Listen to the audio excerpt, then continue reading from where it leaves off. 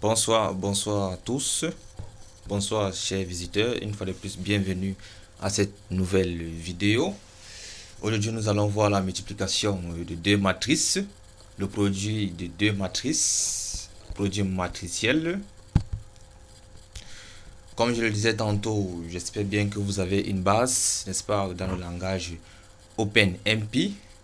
Aujourd'hui, nous allons voir le langage OpenMP, comment paralyser avec ce langage. Déjà, il faut rappeler que ce langage est déjà inclus, cette bibliothèque est déjà inclue dans le C, dans le compilateur GCC. Il faut tout simplement, n'est-ce pas, dans votre code, ajouter, inclure la bibliothèque là où la librairie omp.h.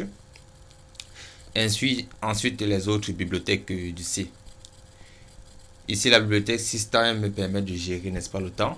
Nous allons voir par la suite comment nous allons gérer le temps, avoir le temps des processus, le temps de début d'exécution d'une tâche et le temps de fin. Alors, sans toutefois tarder, nous allons commencer avec notre code. En incluant déjà les librairies, comme je le disais, nous incluons d'abord la librairie omp.h de OMP. Ensuite, la librairie du C, incluant toutes les bibliothèques du C. Et ici, la librairie, n'est-ce pas, pour gérer le temps. Ensuite, ici, une définition, n'est-ce pas, tout notre tableau de taille 3. À ce niveau, on initialise toutes les variables que nous allons utiliser durant notre cours, dans notre code, c'est-à-dire la variable NB qui sera le nombre de processus, le compteur IJK, le temps T, le temps de début des processus de traitement des tâches, start et stop, et les noms matrices respectivement AB et la matrice résultante qui est la matrice res.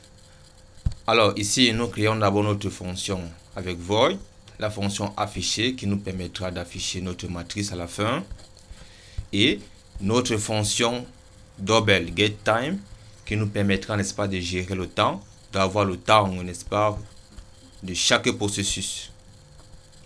Alors ici, quand nous entrons dans cette fonction, nous commençons avec le compteur i, allant de i inférieur à taille. On incrémente ici. Nous entrons dans cette boucle et nous affichons, n'est-ce pas, la matrice respectivement avec les positions. Descendons là. Ensuite, ici, nous créons une structure timeval tv getTime of day ici avec une fonction void et nous retournons, n'est-ce pas, en double cette variable ci. Ensuite, notre fonction main, c'est-à-dire notre fonction principale, qui est la fonction la plus importante. Premièrement, nous allouons, n'est-ce pas, chaque matrice à une taille. Ici, matrice A égale à double malloc. Malloc, c'est une fonction qui permet, n'est-ce pas, de donner la taille d'allouer, n'est-ce pas, les matrices. En langage C, on parle d'allocation dynamique. On peut le faire avec malloc ou avec calloc. Ici, dans notre cas espèce, nous avons utilisé malloc. Donc là, on a Zeiss multiplié par Zeiss ici. C'est-à-dire, nous multiplions la taille. Si c'est par exemple la matrice de taille 3, 3, donc on aura la matrice n, respectivement 3, 3. Et nous multiplions ensuite par, n'est-ce pas, la taille d'une donnée, n'est-ce pas, en double ici. Nous faisons la même chose avec les autres matrices, ainsi que la matrice résultante, qui sera notre matrice du produit des deux, c'est-à-dire la matrice A et B. Alors ici, nous attribuons de manière aléatoire les valeurs aux matrices A et B. Donc, for i égale à 0, i inférieur à Zeiss, on incrémente. For j égale à 0, j égale à Zeiss, on incrémente également j. Nous donnons les valeurs aux matrices A et B. Ici, rank, c'est une fonction qui permet d'attribuer les valeurs de manière aléatoire. Donc, et nous avons ici un casting, c'est-à-dire une conversion qui permet de convertir ce rang, parce que dans la matrice, nous pouvons avoir, n'est-ce pas, des entiers décimales. Ici, nous faisons également un casting avec rang max. Donc, nous faisons la division d'un nombre aléatoire généré de manière automatique par le nombre maximal. Nous entrons également ici. Ici, ce petit bout de code nous permet tout simplement d'afficher respectivement les matrices A et les matrices B en appelant la fonction afficher. Là, nous entrons dans notre boucle là. Le for i nombre égal à 1, nombre inférieur ou égal à 5, nombre nous incrémentons. Ici, lorsque nous commençons à lancer notre code, il commence à tourner, c'est-à-dire, n'est-ce pas, à compter le nombre de temps que le processus ou les processus vont exécuter tout notre bout de code. Donc nous avons start get time, qui est la fonction qui permet de démarrer, n'est-ce pas, le chronomètre.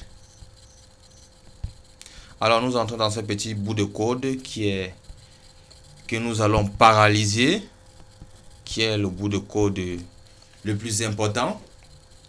Tout d'abord, comme je le disais dans OpenMP, n'est-ce pas, pour paralyser une région de code, nous commençons par cette fonction, par cette ligne de code, par pragma OMP, parallèle for numThread private. Ici, c'est juste des fonctions que nous avons ajoutées, numThread et private. Donc, nous commençons par écrire pragma OMP, parallèle, for, parce que c'est une boucle que nous allons, n'est-ce pas, paralyser. numThread, NB, ici, nous voulons obtenir, n'est-ce pas, les numéros ou bien les processus qui ont exécuté notre programme. Private JK, n'est-ce pas, c'est-à-dire que nous avons les compteurs JK qui sont nos variables privées.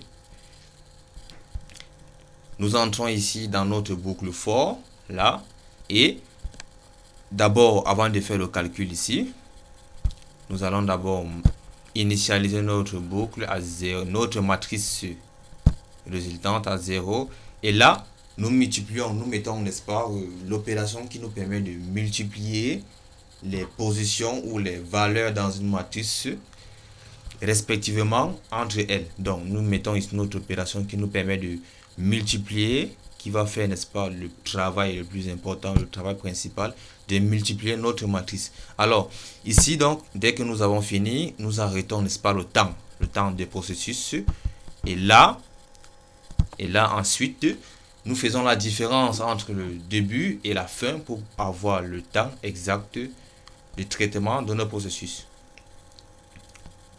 Enfin, ici, nous affichons tout simplement nos matrices, notre matrice produit, là, en appelant, n'est-ce pas, la fonction afficher que nous avons écrit plus haut, avec void, là.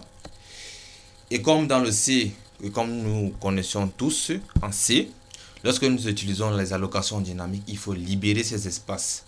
Donc, nous utilisons la fonction free, par exemple, matrice A, free matrice B, et free matrice reste pour libérer, n'est-ce pas, les contenus occupés par nos matrices que nous avons initialisés au début.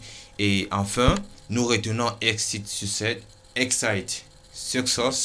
pour, n'est-ce pas, montrer que notre programme a été parfaitement compilé, a été parfaitement exécuté, et ça nous retourne succès si c'est bon. Dans le cas échéant, ça va nous retourner erreur. Donc, si nous avons fini, nous allons compiler notre code. Nous allons compiler notre code avec la commande gcc espace-o espace pro. Vous mettez le nom de votre fichier là, espace de 6f openmp espace, vous mettez le nom de votre fichier .c. Si c'est terminé, et vous cliquez sur entrée. Là, nous avons compilé. À présent, nous allons maintenant exécuter notre code avec la commande ./ Vous mettez votre nom de fichier .c et vous cliquez sur Entrée. Alors là, généralement, nous avons notre multiplication de deux matrices. Nos deux matrices qui ont été générées par, de façon aléatoire. La matrice A, nous avons la matrice B et notre produit nous donne ceci avec le nombre de processus qui a exécuté et le temps, notre code. Alors, si c'est terminé, je vous remercie et à la prochaine. Merci.